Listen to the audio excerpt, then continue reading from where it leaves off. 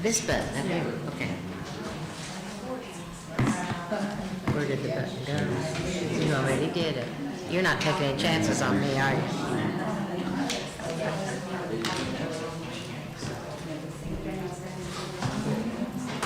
Okay, please stand, join me in the allegiance and pledge, and pass the promise to be carried. No, we'll have Mr. Crawford is. You want to pray first? Okay, we'll do that first.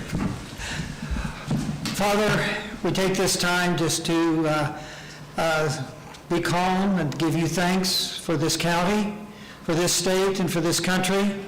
And Father, now we particularly give you thanks for those people you have raised up to lead us at this time in this place. And we ask that you would watch over this meeting, give us a great portion of your wisdom as we move this county forward. And we just ask that you would continue to lead us into a bright and wonderful future. And we'll give you all the thanks for it. For we pray this in Jesus' name. Amen. Amen.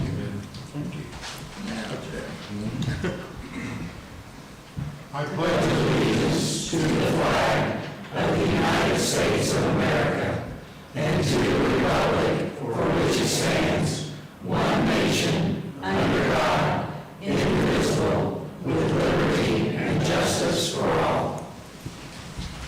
Thank you. I want to thank everybody for coming on this one, and we'll get started right down the list. Approval of minutes for the June 2024 regular meeting. I see nobody's resumes.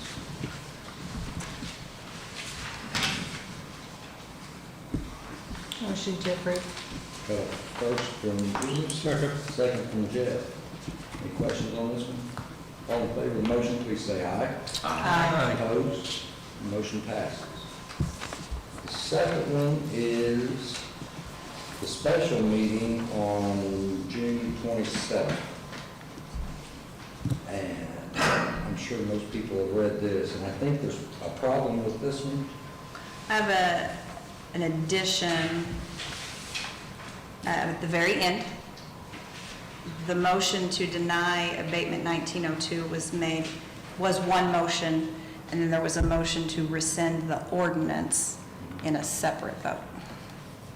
I will make that correction. So that part will be correct. Stick with that one, and we'll get this one next time. Okay. Going back to Jeff Galley, Middle Rock. Good evening. I'm here representing Magistrate Gowdy tonight. She had a prior obligation night with the change in the schedule of the county council, but I'm here to get approval for budget 922-1, which is our juvenile detention alternative program. This is a Department of Corrections grant for our juvenile alternative program. This is a grant we've received the past 5 years.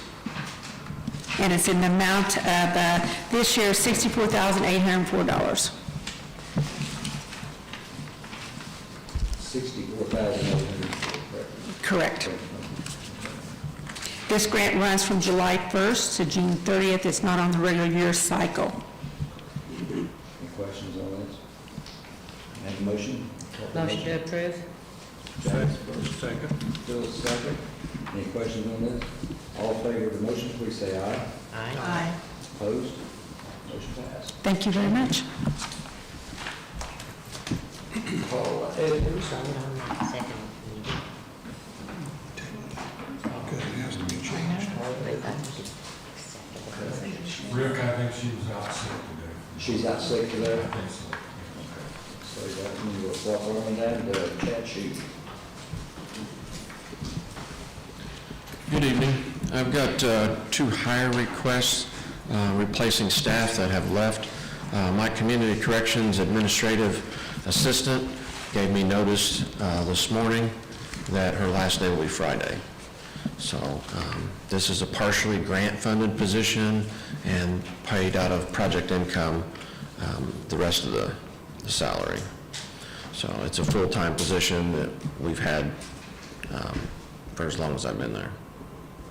Say how it's funded again, I missed.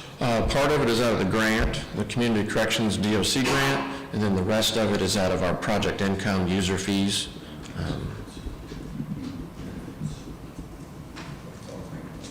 Is the benefits grant funded too? Yes, 100%. What is the position? It's our front desk person who answers the phones, greets the people at the window and lets the officers know they're there. They sign up people for community service and road crew, just a lot of various office tasks for community corrections. And this is a full-time position, Full-time position, Monday through Friday? Monday through Friday, 8 to 4. More questions on this one? Call for a motion.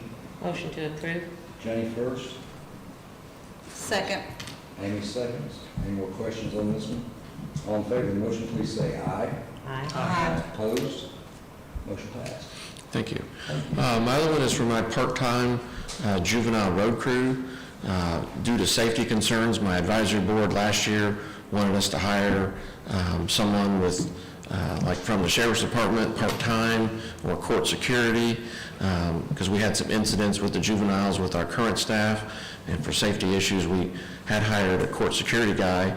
He left in February, and I've been looking and looking and looking for someone, and I think I found someone. So this is a part-time position that is 2 times a month, and it is paid out of user fees. Well, historically, it's been paid out of user fees. DOC actually gave me grant money to pay for part-time road crew, and that is the juveniles that we go out with, do various projects through the fairgrounds. Actually, yesterday, we helped out the women's shelter organizing their shed all day. But we do a lot of work out the fair, and when we don't have work, we pick up trash. Is this all year? All year, yes. 100% paid for by grant and user fees. Any other questions? Call for a motion. So moved. Julie first, Jeff seconds. Any questions on this one? All in favor of the motion, please say aye. Aye. Opposed? Motion passed. Thank you. Thank you, Chad.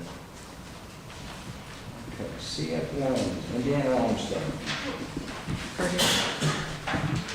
Well, that's a good one. I did that last time. Exactly, because I keep looking for the list. And I don't know what the list is at.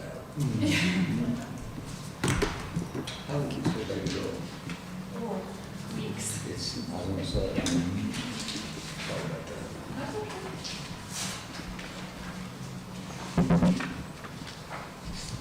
See, it's not just you. Thank you. I want to go, it is just you. Thought it was special. All right. Good afternoon. I'm Rebecca Payne. I'm the interim county extension director, while our 4-H youth educator / county extension director is on maternity leave. So hopefully you'll get used to seeing my face here for the next couple of months. But I'm just here tonight to give you an update on the things that we're working on in extension for the second quarter. So I know I just passed that out. Obviously, you haven't had a chance to read it, but hopefully you will take a look at it at some point when you have the time. We feel like we have a lot of good things going on, and we're really happy to be sharing with you all that we've been up to. And so just in the last 3 months alone, we've had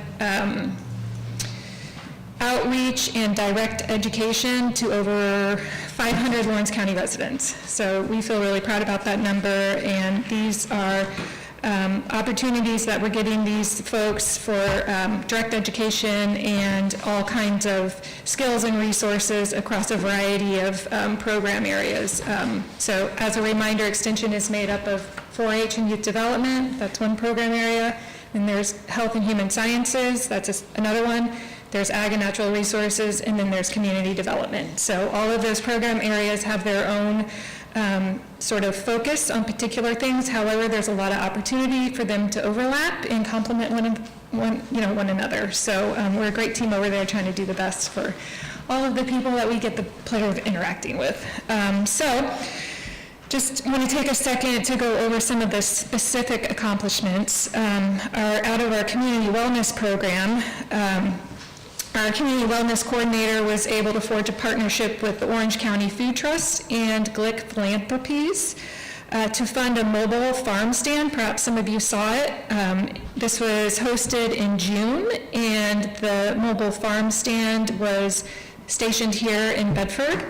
And we had 49 residents participate in that, and the grant funding and coordinated efforts enabled the purchasing of fresh fruit with grant support averaging $13.72 per person. So that was a nice partnership. That was a success. The nutrition education program advisor was very busy this spring wrapping up her in-classroom programs. So she taught 19 lessons that covered or reached 326 students. She did 5 specific lessons out of our Eat Smart, Move More program. And she conducted 2 lessons through our Learn, Grow, Eat, and Go curriculum. And these are programs that provide essential health and nutrition education to elementary students. And a lot of these kids are not receiving this formal health instruction during school, so this is supplementary. The PE side of it is typically covered, but this is more towards food nutrition and just developing lifelong skills around nutrition and health and related topics. Coming out of our 4-H and youth development program, we had a very successful 4-H mini day camp this year. We had 32 youth, grades K through 2, who participated. This was a 2-day camp where they had hands-on learning opportunities covering topics from science to healthy living to civic engagement to s'mores. So it was a very fun opportunity for our kids, but most impressive to me is that we had 16 amazing teen counselors who came and showed up and led the sessions. And so talk about future leaders. It was just a really nice opportunity for our youth to be involved in that way. And then coming from the Health and Human Sciences program, I've been busy working alongside my colleagues at the state level to develop what we're calling a digital ambassador volunteer program. And the goal here is to train a base of volunteers who can turn around and educate across subject matters related to digital literacy. So this is obviously an important topic, especially here in Lawrence County, where our sectors are manufacturing and health. So a lot of digital skills are necessary to be successful in those sectors and to have a good base of employment base. Folks who are ready and trained to do that. So very excited. Stay tuned for that. There'll be more. It's just unrolling, so that'll be coming down the pike, and more. I'll have more robust feedback in terms of participation on that once we get going. And then out of our Ag and Natural Resources program, we had our 3rd grade Ag Day this past May out at Lawrence County Fairgrounds. Actually, this isn't my program. Let me double check. We had stations across the camp, across the fairgrounds, and the kids got to rotate through all of the stations. There were 12 stations. We had 60 volunteers show up. Some involved in 4-H youth development, others just interested in what's going on.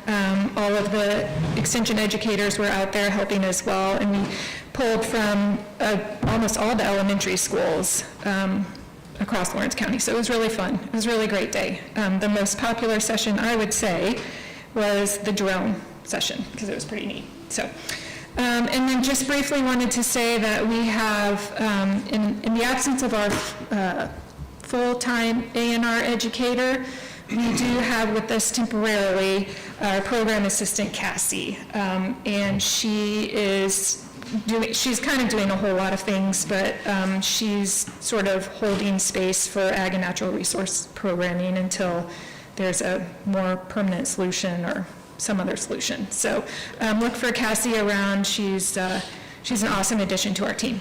And I think that's it. Oh, I guess I should mention, we just had fair. It was, spectacular. We had a great opportunity to show the state treasurer around, Daniel Elliott. Perhaps some of you met him. It sounds like he was out there for more than just extension, but we were able to show him some of the amazing projects that our youth did and contributed to fair. And then he also got to interact with some of our youth. So that was a wonderful chance to just showcase all that we do. So you can find me across the street if you have any questions. In that third grade ag day, we had 476 students with you. We did. Wow. It was it's the second one that I've attended, so I don't have a lot of reference, but it was really wonderful. A full day of just ag, all things ag related. So I will note that while historically we've had it in the spring, we did just get approval. We're going to run it in October this year, which I think will be a nice change, just weather-wise. That's a lot of kids. There's a lot of kids, yeah. A lot of kids. Did they just bust the kids out? They bust the kids in, and then, it takes a whole lot of coordinating, but it's great. Was they all from Lawrence County, or was that? Yeah. all from Lawrence? Yeah, they were all third from graders Lawrence. from Lawrence County are invited. Yeah, Okay. yeah. Awesome. Any questions? Thank you. Thank you. Thank you very much. Paul, what was that you? Yeah, that's what I thought. Yes, I'm gonna back up and we'll get Paul. I apologize, I missed It's okay. And I know it says that I'm down for transfers too. I'm not terribly prepared tonight. I had a long bout of vertigo that's still going on, started Friday night, spent a lot of time in the ER this weekend, and they say everything's fine with me. They don't know why, but we will go on. I definitely want to get this request for a new employee in because she's my coworker doing birth and death. And then if you have transfers there, I can explain them probably off the top. I do, yeah, that would be.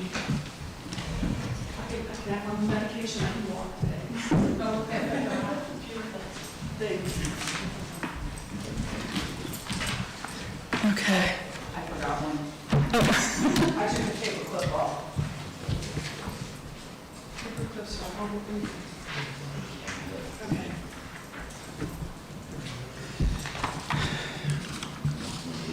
Okay, the transfers are just cleaning up. It looks like the immunization and vaccines grant. This grant actually has ended as of June 30th, but we're still getting money in for it and finishing up some claims that I've put in. So there's a transfer of $6 from one line to another. I don't know if these are in. Very back one. Okay. I think they are all transfers within the immunization grant, just moving money from one line to another so that we could then use all of the monies in that final claim that we put in. One is for 6, one is for $880.40, one is for $517.74, and one is for $1,578.16. And then that allows us to use the monies that were allotted to us. It is a reimbursement grant. And we don't like to give any of it up. We don't have to. These are all transfers grant funded. I'm gonna take these all at once. You got a total of 4, correct? I'm gonna take these all at once. Is there any questions on these? Scott made motions, do I have a second? Second. Jeff, second. Any questions on this one? All in favor of the motion, please say aye. Aye. Opposed? All 4 of these are okay. Okay. So with my next, I've got my deputy registrar is retiring as of September 30th.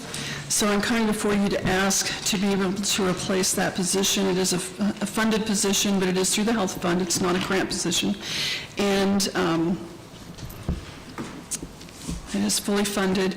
The only thing that beyond asking that we replace, which I'm hoping you will say yes to, is I'd like to go ahead and start advertising that and then bring them in. I can't hire for 30 days, but I'd like to hire before that September 30th date, paying out of our Health First Indiana Fund so that we can actually do training before they leave. It's just very hard to train somebody when you lose a position and it requires 2 people to do the job, to train and do the job. I've been here 19 years and I've spent many nights and weekends because of not being able to train prior to somebody leaving. So my first is to replace the deputy registrar with that position to be allowed to rehire. And then my second request is to go ahead and advertise. Now with Health First, I have to advertise for 30 days before we can fill it, but that would still give us a full month if we could find somebody quickly. Doesn't always happen. And then go ahead and get them in that position for maybe 3 or 4 weeks before Susan actually leaves to train. And that position is, say it again, I'm sorry. I'm a registrar. I do birth and death certificates, but it's much more. We're kind of the mom of the office, and she's my deputy. Okay. I think my title actually officially is deputy for the office, but this is my deputy registrar. Thank you. Any more questions? You did say that was paid out of Health First. Health First would be paying it until the position is open. And then once the position is open, then we would transfer and begin paying it out of our health fund. So this is actually 2 positions, correct? No, this is a single position, but we will, for maybe 30 days, we will have 2 people in that position. One who's exiting and one who's training to take it over. And the one who's training to take it over, we want to pay for out of our, because we don't have the funding to pay for it both out of the health fund, out of our Health First Indiana Fund. So we're not taking any extra money out of our health fund. Any more questions, Entertain a motion. So moved. Julie first, Second. Phil second. Any more questions for her? All in favor of the motion, please say aye. Aye. Opposed? Passed. Thank you. Thank you. I'm going to wander out of here, don't watch me walk.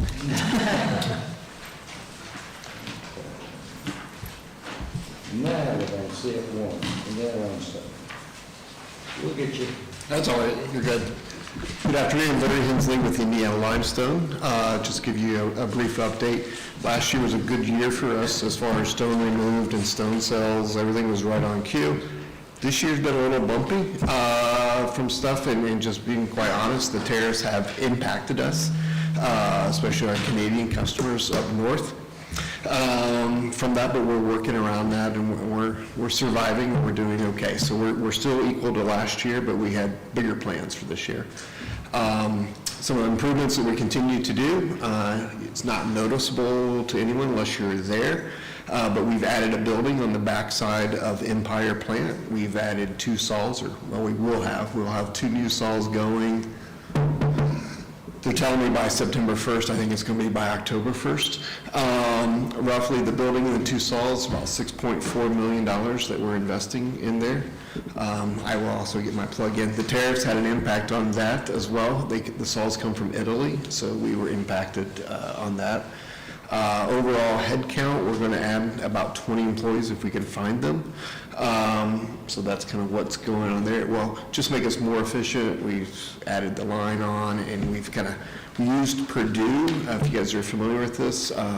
Purdue has a program where they'll send down these experts down to do a process flow analysis. So they did that. So we moved a lot of equipment around in the building.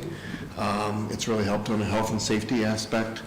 And make us a little bit more efficient on how we move equipment, what's going on there. So That's great. How'd you find out about the Purdue program? actually, Shant Sizemore kind of gave me the lead on that and gave me the recommendation before he left last year, and we brought him down. There was a group of 5 people, they brought 4 students, and this is actually a nationwide program, but in Indiana, Purdue's the owner of it. I highly recommend it, and... Purdue has lots of resources that people are not always aware of. Yeah, it was amazing, and the greatest thing, minimal cost, less than $2,000 just to cover their travel down, and they did the whole process flow mapping and did this whole great presentation. Obviously, we had to do the work or hire the work to get it moved, but highly recommend it, and it's a secret. Did you say the saws came from Italy? Italy, yes. May I ask why? That is actually the best place and where to get saws and Shoot, stuff. I hate to hear that. It's the stone, I mean, Italy is where a lot of our stuff comes from. Don't you do some stuff with WF? Absolutely, yes. WF Myers, they provide the blades and help us from that. But what this will do is actually finishes they're called CEMEX saws is what they are, but they're basically a router, sander, planer. I put it in wood terminology. I grew up on doing that. That's kind of what they do, is they do the finishing touches. So you load a block on one end, and on the other end, it comes out in the pieces. It's kind of, yeah, it's kind of, Cool, thank you. yes. The questions? Any other questions on The first one says Indian Creek. Is Indian Creek still functional, or that's for this first? Yeah, so that's all of our properties from that standpoint. So we do a little bit of quarrying there. All of our quarry sites, we're still using some of them. It depends upon the stone that comes out of them. So like currently, what used to be Elliott Stone, which we call Eureka now, I don't know why we changed the name, we've paused quarry production there for 2 months. Brought those staff and the equipment to Empire because we're in a nice buff material in Empire. And hate to say it, we want to get it while the weather is good and the summer's there because Eureka's underground and we can quarry there in the wintertime. And so we find ourselves moving equipment around and people, so. I guess my question is, with you moving things, how does that work with the taxes and the abatement? If the abatement was for Indian Creek and that's where it's being assessed at, but yet you've got this material now or this machinery? Yeah, so like I said, in this case, Eureka, we remove the equipment, not all the equipment, because some of it's made for underground. We move it there, and then we move it back. And we move the people back. So there's only 209 employees at Eureka. At that time, I think we're at 220 right now, 221.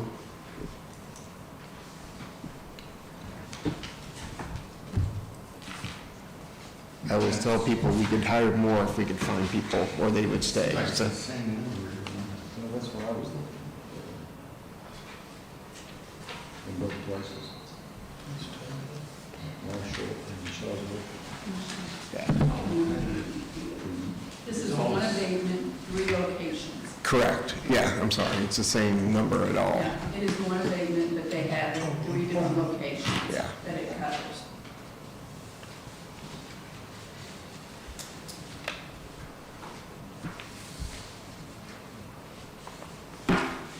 Any other questions on this one? I found that very interesting. Thank you. Entertained motion. Motion to approve. Amy first, Second? Janice seconds. Any other questions? All in favor of the motion, please say aye. Aye. Opposed? All right, Motion passed. thank you, thanks so Thank much. you.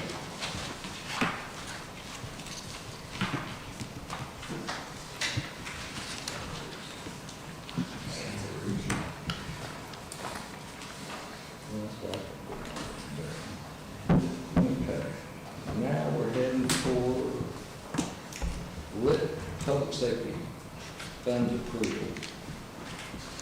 And it is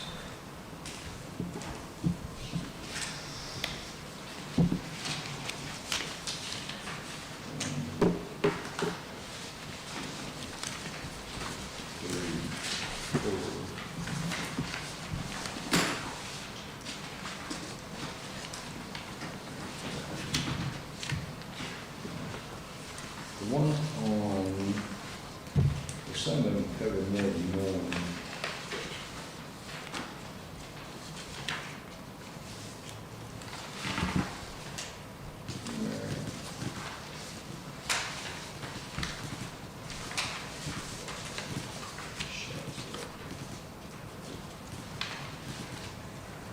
Those pages stick Okay, I'll together. tell you what, rather than getting confusing with this, because I think some of these fire departments cover, like Marion's got what? 3, Martha? I believe so. They have Marion, Spice Valley, Spice Valley South. Spice Valley North goes to Indian Creek. Spice Valley South would be part of Marion. Spice Valley, hold on, Sean, it's Spice Valley. We've got, you got Marion, Spice Valley, Huron, and then we should have Indian Creek. There's nothing that specifies Spice Valley North. No. I don't know. You have a north for Indian Creek? This is Or all, for Spice Valley? this was all that was turned into us.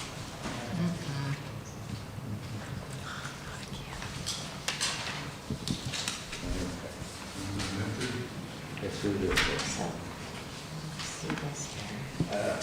This is supposed to be right here. Yeah, I feel the same way.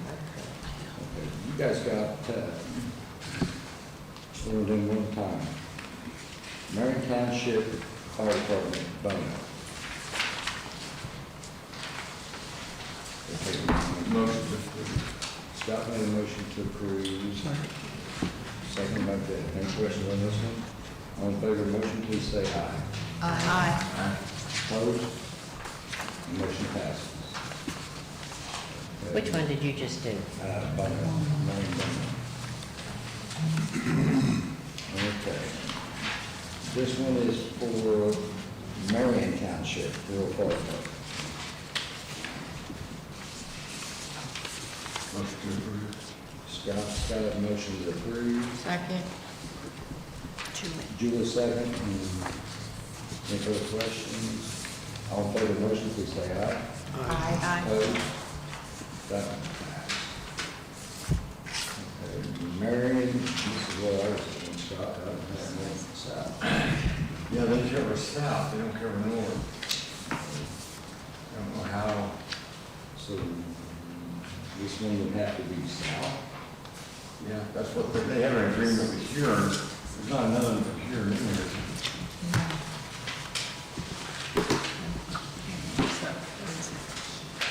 And, I have it. Well, Marion has an agreement with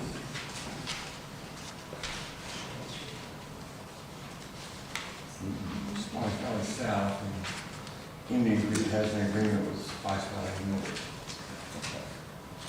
So we're gonna do Marion Township, Spice Valley, south. Is what I'm gonna say. I don't know, how would that work, Martha, since they filled that picture this way? What they currently have, do they currently have Spice Valley South?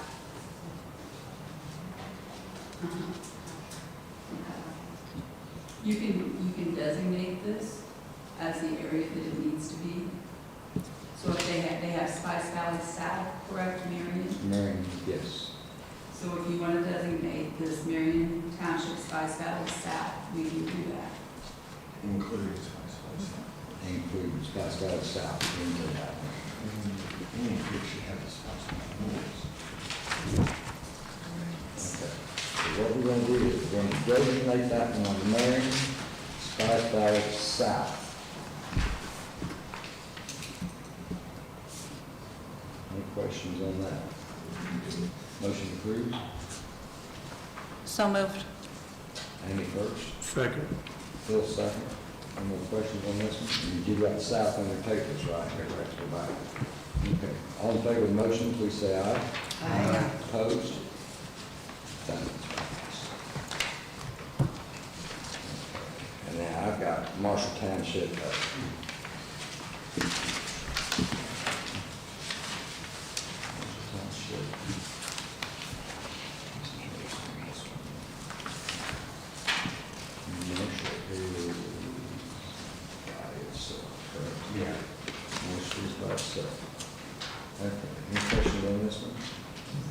Any entertain a motion? So moved. Julie first. Jeff seconds. Any further questions? All in favor of the motion, please say aye. Aye. Opposed? That is passed.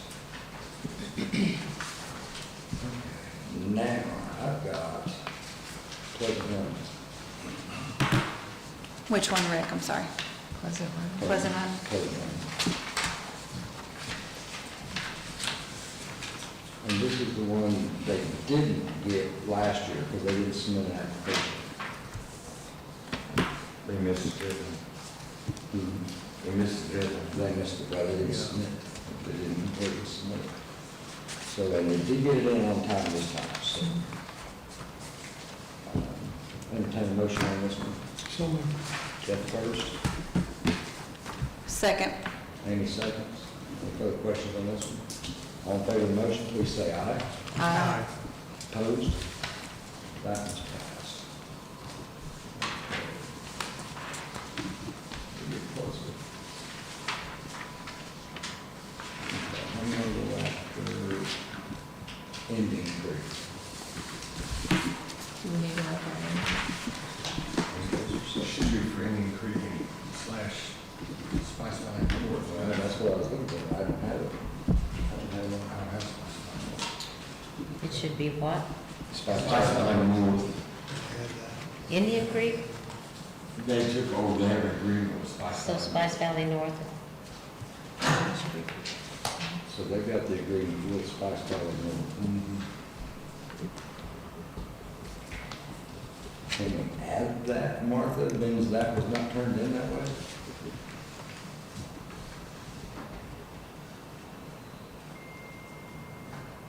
Yes, we can add that. We will make a notification to them and put it in our minutes also that we are including Spice Valley North. Indian Creek will also take in Spice Valley North.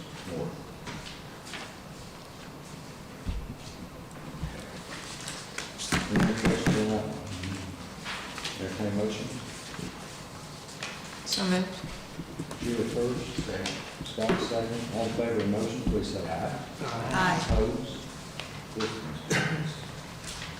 Okay, I've got Terry.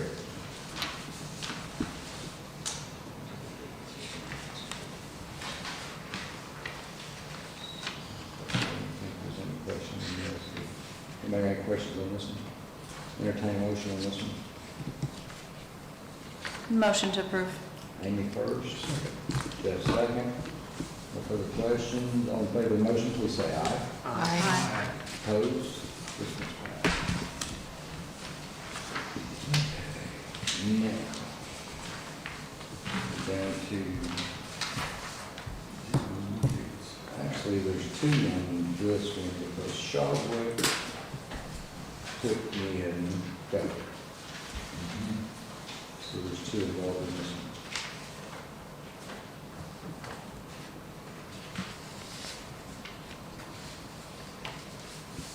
I know there's been a lot of questions that's come Well, on. they're applying as a volunteer fire department, and that's our territory. Yeah, there's been a lot of questions on that.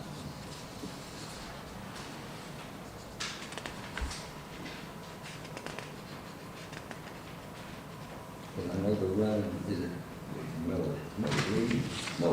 Yeah. Because they're running both out there, they're running the volunteer fire department and the territory, correct? Volunteer fire department for the, yes, they need the money.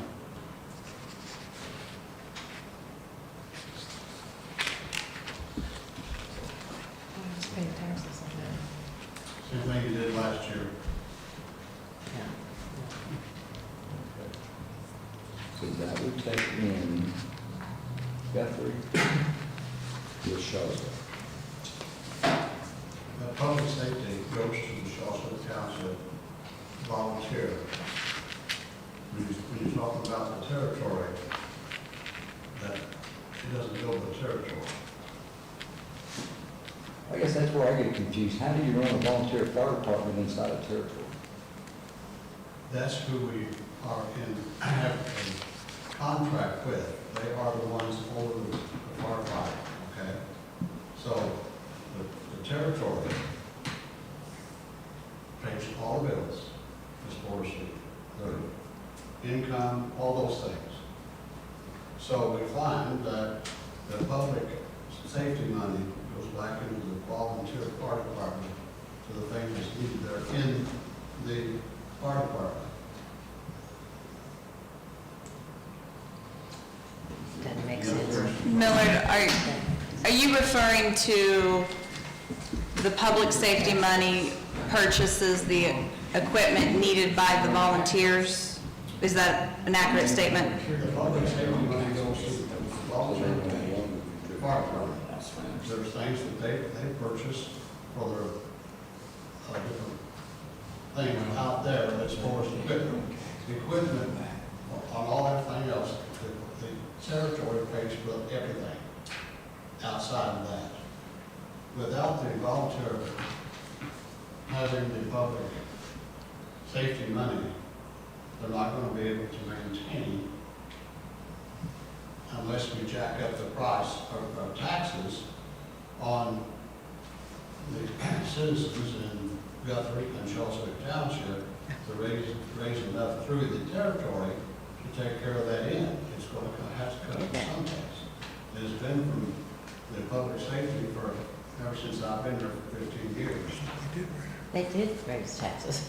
But in that, don't they already have, they've got a tax base now, correct? I'm sorry. Through the territory. They've got their tax base now. Shawswick Township has imposed a 15% tax on Shawswick rural residents last year. We do, yes. Yeah, that's hefty. So when you talk about raising more taxes, that scares me, Millard. Well, I understand what you're saying, Jenny, but if we lose the money that we're talking about us losing with our WIT in the next couple of years, then something's going to have to happen to maintain everything, even in the township, not speaking just of the territory. So that's where we're at. Public safety money needs to go to the volunteer fire department in Shawswick Township. Because I think me and you had this conversation about a month or so ago. You are highly aware that this lid tax is going away, correct? We had a conversation, a little louder, please. About a month or so ago, we had a conversation on this lid tax. Right. That the lid tax under with the SB1 is going away in 27. It goes away after next year. Harley? Local income tax, if I'm understanding right with this new bill we got, that's crushing many counties, then we're going to lose that. Okay? So where are we going to get our money if we don't do we'll be doing something. I'll be filing some papers with the state, starting, we're going to have to do some increase. Nobody wants to hear that. Nobody wants to hear that. But they're not telling us what they're going to do with the lid money that they're going to take out of the townships and out of the county. Do you have an answer for that, any of you? They can't give an answer. We tried to get answers through SB1, on the SB1 bill, we tried to get answers with the lid, we tried to get answers on all of it. No. And the ones that passed it don't know what they passed.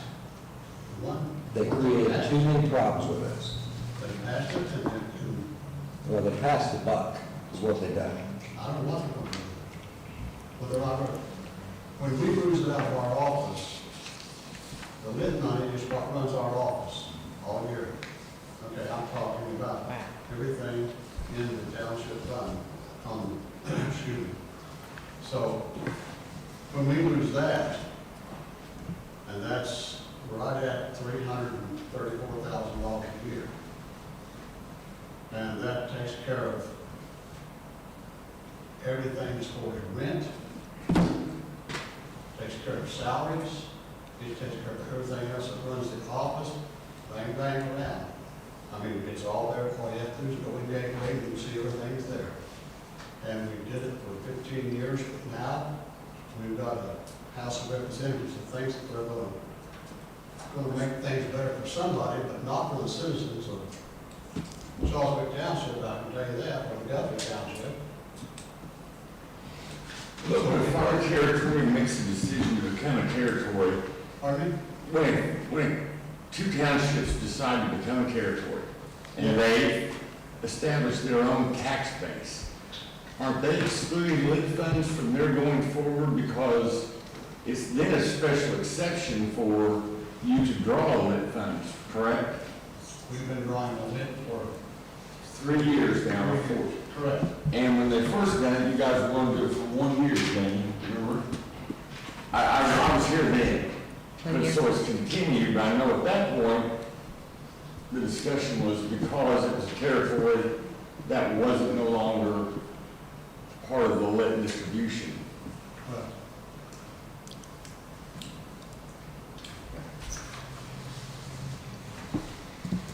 These two I'm going to take together. This would be Guthrie, which would be through Shawswick. And this one is Shawswick, volunteer fire department. That's right. Two different ones. I'm going to do these two at once. Doesn't make sense. Oh, really, since Pardon me? it's hard to understand. It is. That's why I separated the other ones out. Okay. Is there any further questions on these two? This will be Guthrie, which falls under Shawswick VFD. No further questions, I'll call for a motion on this one.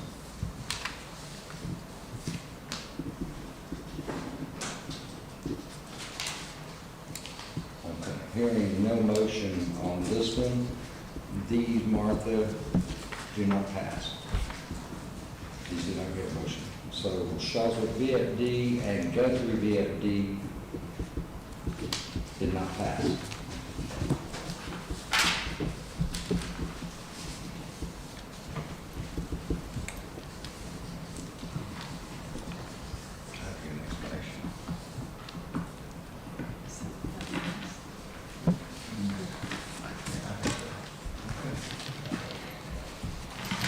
Now, moving on to the next one.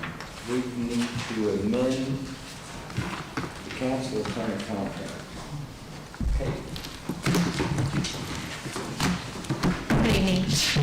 Last year in August, you approved my contract for 16 months, so it's renewable.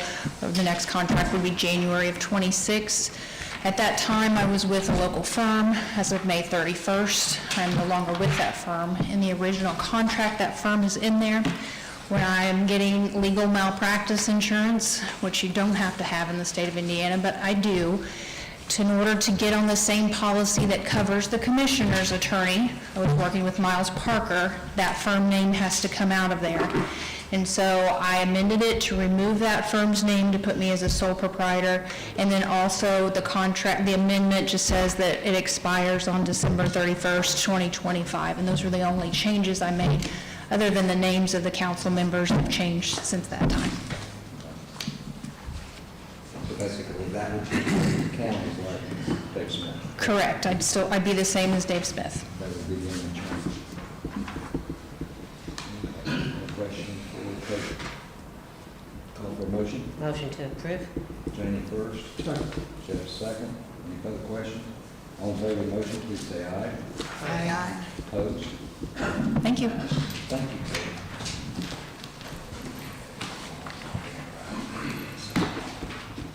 Okay, Sam Allen, prosecutor over. Not here. Sheriff Red Day.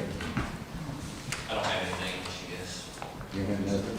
I got the jail numbers if you're dying to have those. What was the jail? I mean, I heard it this morning that. Is it still 88? It's 82 is the total population. 69 males, 13 females, holding 5 for DOC, 3 parole holds, and 1 level 6 felon that was sentenced locally. They have your commissary report. Do you need this? What's that? They have your commissary report. Oh, okay. I didn't bring a copy with me.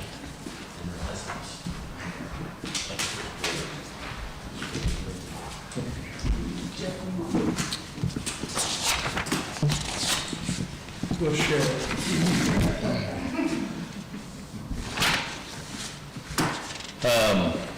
Yeah, so this is just the first half of the year's commissary report on That's the self-generated funds, what we took in and what we've dispersed. So we have been going down a little bit on that, not maintaining the same balance as normal. We're still fine, but I'm spending more money out of that to cover things to help with the general fund and things like that. And then also with jail numbers being down, we just bring in less money anyway. So one thing we have started doing is, and it's not because of commissary, but I think it will help a little bit with commissary, is we've stopped sending DOC inmates to Greene County as fast as we can. We just house them now until the DOC is ready to take them. And they've been a lot better about getting them on a more regular basis. So that is one change we've made to try to get a little bit more income coming in as well. It's just being able to charge DOC more because we keep them a little longer. But any questions on the commissary report at all? They'll start being, the new law that passed, this will start being every quarter instead of twice a year, so it'll be 4 times a year you'll get this form. But E6 is a good money maker. E6 is a good money maker. Yeah. Again, I say this all the time, but these are, they get their 3 meals a day, they get more calories than is required. They get their clothing, they get their bedding, they get everything they need. Commissary is all bonus stuff for them.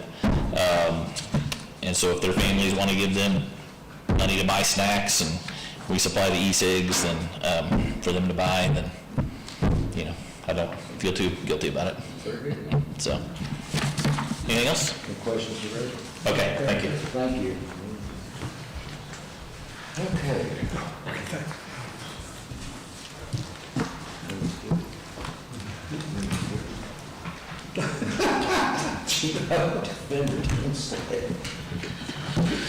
Good evening, Council. You know that my board has 3 members on it, Brent Steele, Jerry Hill, and Bill Spring.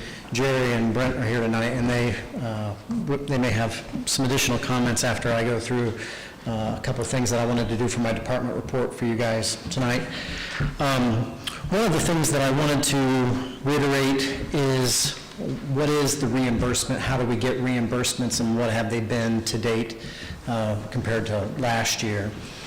Right now, we have 2 sources of reimbursement. We have the 4E reimbursement. That goes into a non-reverting fund. That's for expenses that my office incurs as it relates to CHINs, Children in Need of Services, and TPR cases. In 2022, that's when our county became eligible to get 4E reimbursement, and in 2024, the county got $9,542 reimbursed to it for that. This year, as of halfway through the year, we are already at $8,844 of reimbursement, and we don't have Q2 for this year received yet. The reimbursement that matters at present to the council is the one that goes into the general fund, and that's our general reimbursement. That reimbursement, remember, is right now 40% of all qualified expenditures. That includes salaries, that includes transcripts, that includes office supplies. It did not include misdemeanors. I'm going to talk about misdemeanors here in a little bit. But it could also include things that happen, such as maintenance to the building that we're in. A certain percentage of maintenance that happens that benefits the Public Defender Agency gets reimbursed if we get that turned in, and we've been good about, since moving into the Courthouse Plaza, getting that turned in. And the amount of reimbursement that the county gets to the general fund each year isn't chump change. If you look at in 2021, there was $313,000 reimbursed to the county's general fund from the state. In 2022, that was $385,000. 2023, it was $411,000. Last year, it was $427,000. Year to date, we've received $314,637.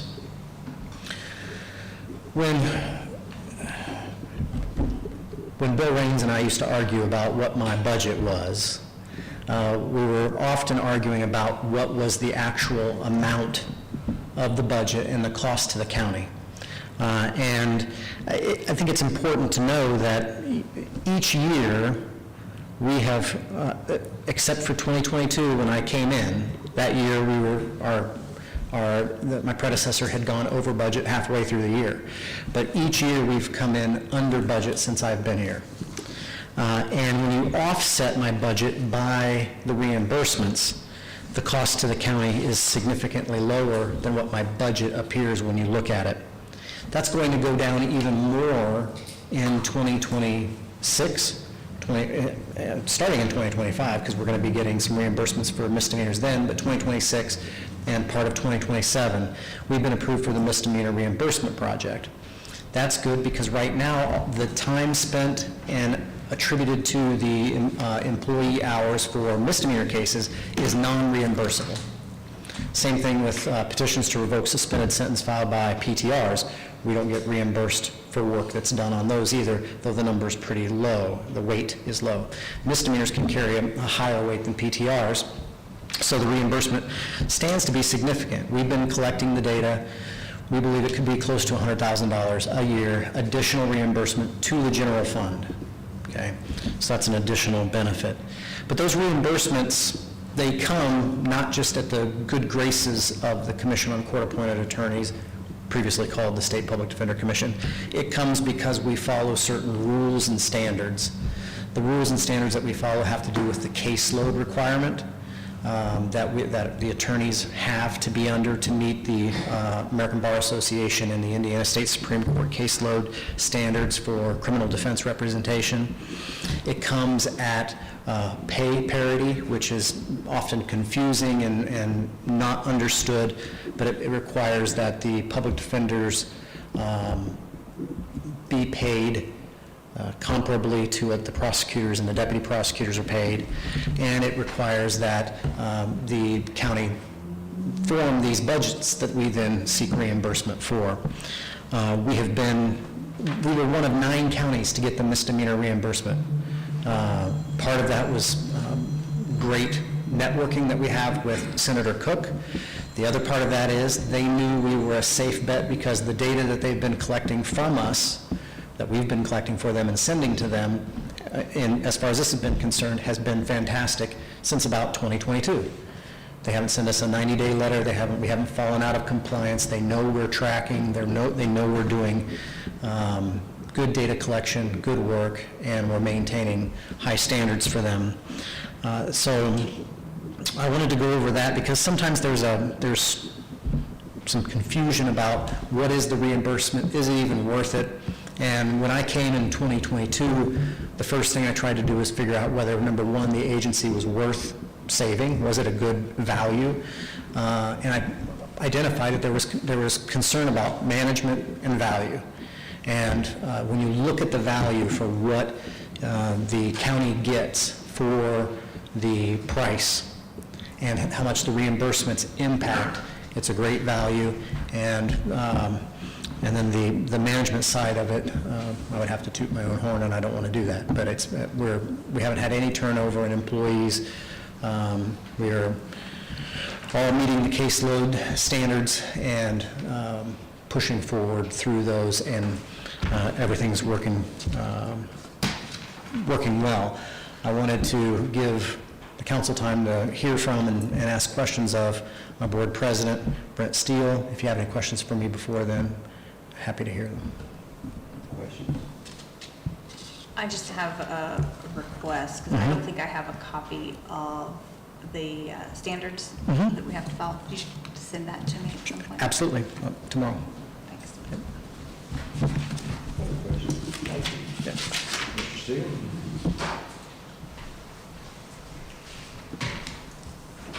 Madam President, Butterfield, members of the council, thank you for this opportunity. I wanted my portion of this presentation to center itself basically on the issue of parity. The reason I'm on this board is because that when I was in the Senate, I was appointed by the Senate to sit on the State Council, the State Public Defenders Council. And we were the ones that would hear from time to time when public defenders got out of sync with their compliance on caseload ratio, where they'd have too many cases for the number of public defenders in the council not getting their job done.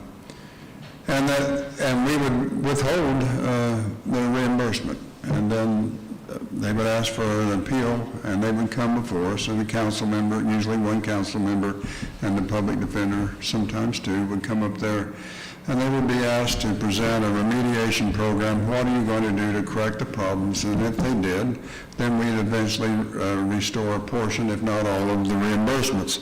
After I got back home out of the legislature, I'm sure that that's one of the reasons the judge has stuck me where I am.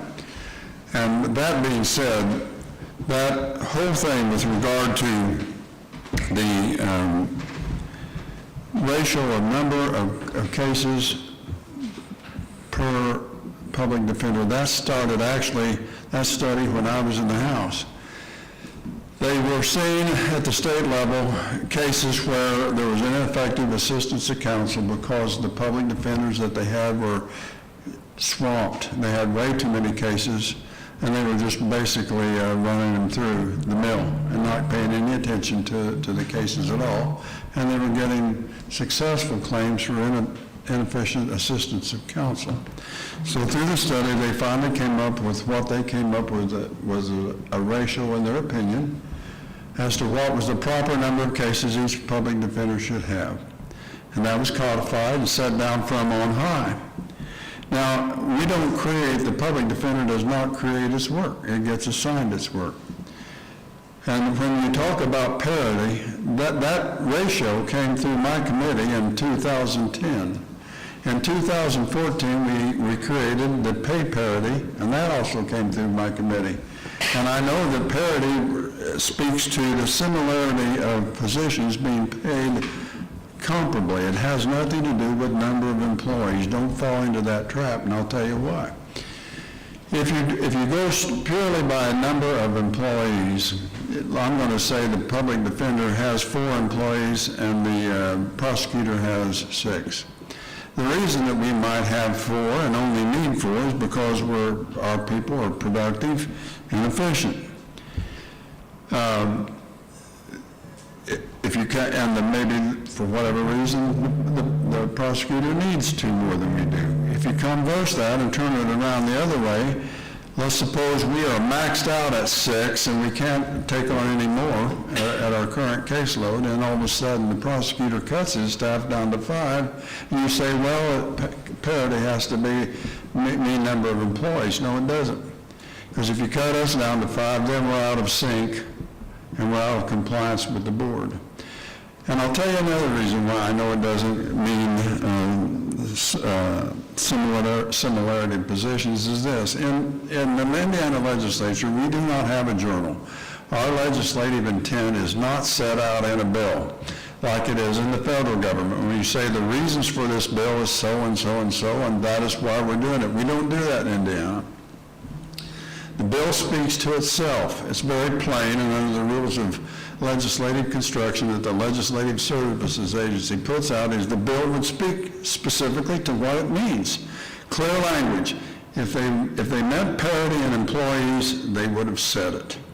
It's pay parity. So I'm just, in their decision making, just be careful not to fall into that trap. And you know, a public defender can't control his cases, but a prosecutor can. He can decide, he or she has the ultimate decision to file or not to file. They have the decision to run it through diversion, or they have the possibility to run it through deferment. We have none of that. Our caseload is our caseload.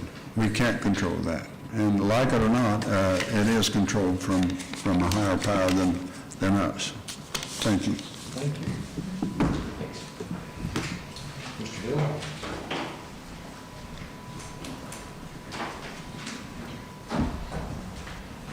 I'd just like to mention the fact that I'm in the state-appointed member of the Lawrence County Councils or Public Defender Board, and I was appointed before Tim showed up, and so I had the experience of the turmoil I think the office was going through, and I could see it as new eyes since I was there.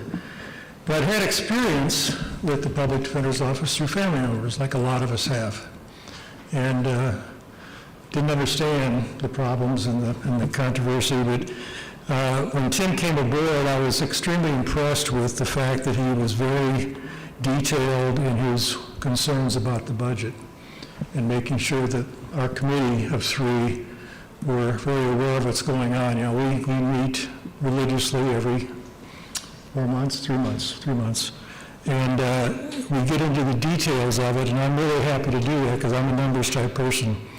I want to just mention a couple of things where I saw the improvement was huge. When I first went through, when I first came on the committee at the county level, meeting the staff lawyers and how disillusioned and just down in the dumps they were. They were not happy. They weren't really getting much in the way of leadership, a lot of criticism, pointing fingers back and forth, and I could see that one of the reasons I might have been appointed because I had had some personal experience again with family members in the Lawrence County court system. So I could see it, but I could also see the huge change after Jim came on board on the hiring and the retention, which I think is exceptional.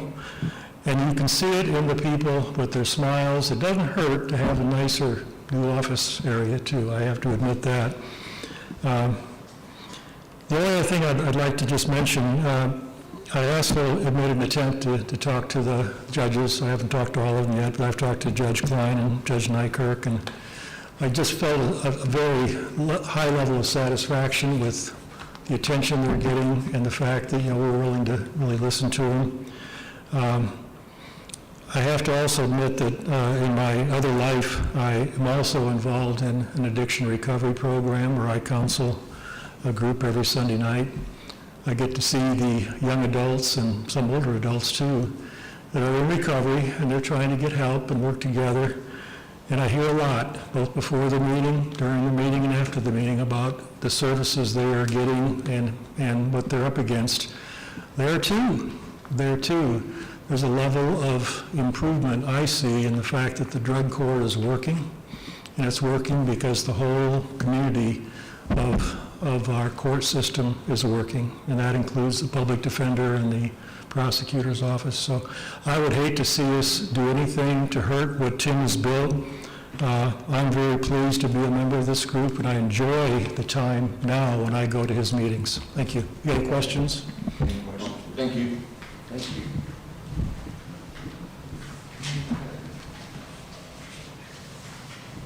You were done? You were done?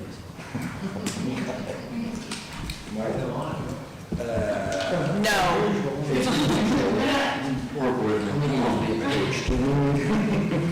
I got one question. Maybe you can answer this and maybe you can't, because I've heard you guys talk about this before.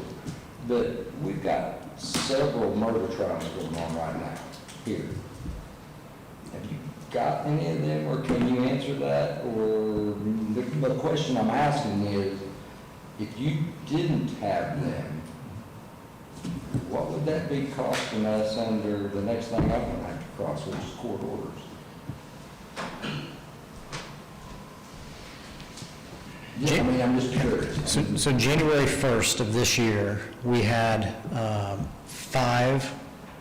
Then in, I believe it was first part of May, we got a 6th. All of those have remained in-house.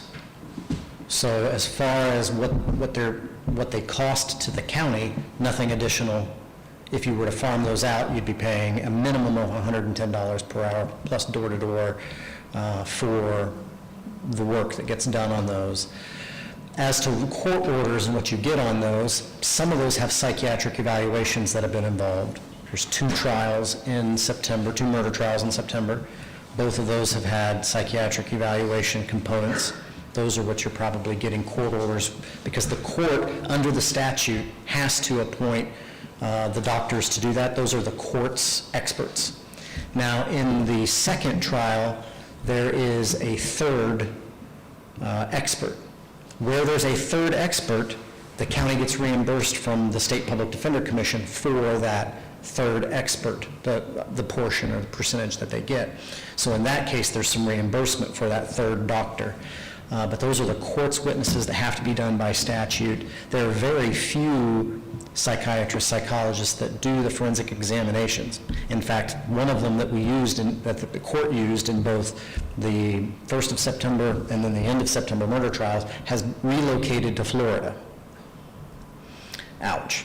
So the judge in that case is working with counsel to try to allow for remote appearances. That'll decrease cost, because otherwise, the county's going to have to pay for the travel of the physician that the court appointed. Nobody knew he was moving to Florida. But if it was an outside, if you were farming those out, you'd have a black box on what they cost until you got the invoice. Yes, ma'am. Why would there only be one expert in the state of Indiana? There's a mental health services crises. I mean, you can't just get a PhD in forensic psychology in a year, 4 years. I mean, I'm sure it takes 12 years to get. And the mental health crises that's happened has a way of burning those people out. And then there's far more lucrative things that they can do than be a witness for a court. And so I think it takes there's just a select number of people that are fit to do the job or want to do those jobs. Indiana just has very few. I mean, you'll hear of Dr. Parker, somebody that we use, and we exhaust him out, and we're just one county. So did that answer your question on?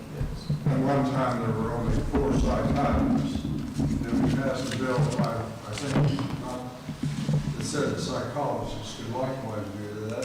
We did that when I was there.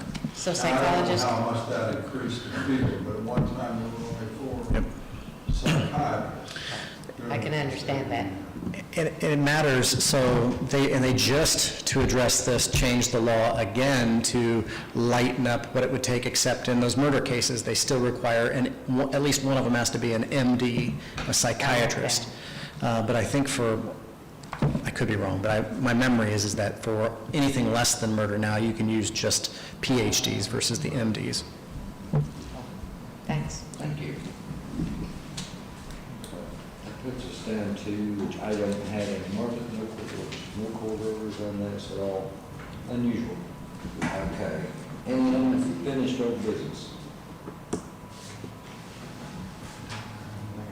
Motion to adjourn. Motion to adjourn. Jenny first. Second. All third motion, please go aye.